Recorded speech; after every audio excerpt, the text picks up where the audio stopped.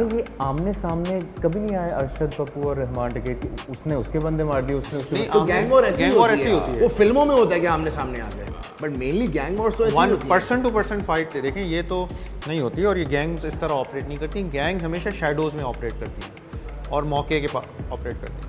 अब जब तक हम अभी ये जब रहमान वाले इस फेज़ में आए, मामा फैज़ू को जब इन्होंने उठाया तो मामा फैज़ू को मारा, उसके बाद उज़ैर गैंग वॉर ज्वाइन किया। उस ज़माने में रहमान का जो सबसे मिलिटेंट विंग का टॉप कमांडर था वो था बाबा लाडला। यानी बाबा लाडला वो कैरेक्टर है कि जो रहमान का हर काम कर रहा है। ठीक है।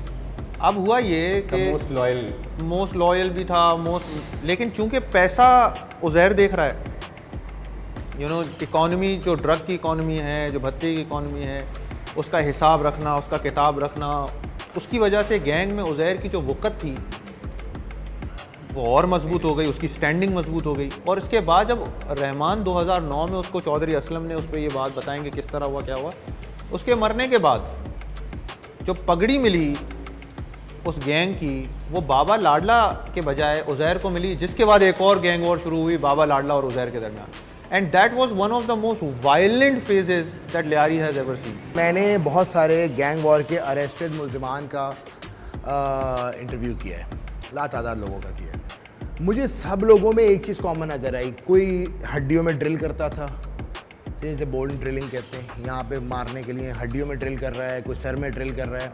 इन सब में एक चीज़ कॉमन थी, नशा।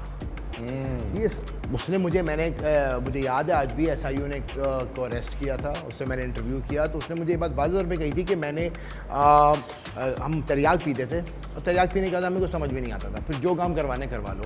तो इसको जो बताया ये वही चीज़ है जो इन्होंने ही इसके अंदर इंट्रोड्यूस कराई थी, जो जिसका निशाना ये खुद बने।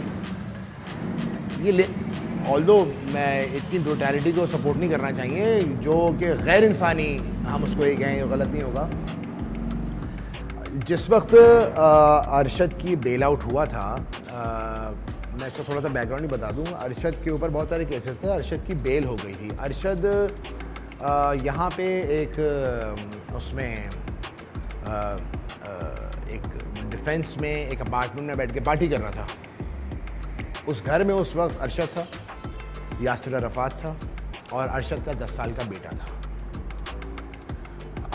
वहाँ पे घर नॉक होता है, इन्होंने चेक किया तो देखा पुलिस वाले हैं। यासिर परेशान हुआ, उसने बोला भाई पुलिस वाले आए हैं। Arshad was very satisfied. इसकी वजह ये क्योंकि उसको बेल हुआ था, कोई नया केस भी नहीं हुआ था, उसने बोला बुला लो। ये अंदर आए, उसमें 3 SHOs आए थे वहाँ पे जो कि लियारी के ही थे, बड़ा फिल्मी 3 अफसरान थे। वो आए, अरशद को अरेस्ट किया, इसका बेटा रोने लगा, उसको भी ले लिया साथ में। अरशद और यासिर को लेके लियारी में आए। बेटे को जो बच्चा था उसको हैंड ओवर कर दिया अरशद के घर वालों के, जो यहाँ पे है ना फैमिली सब कुछ। और फिर अरशद को जो बताया गया है कि उसको इतने बहिमाना तशद्दुद किया गया है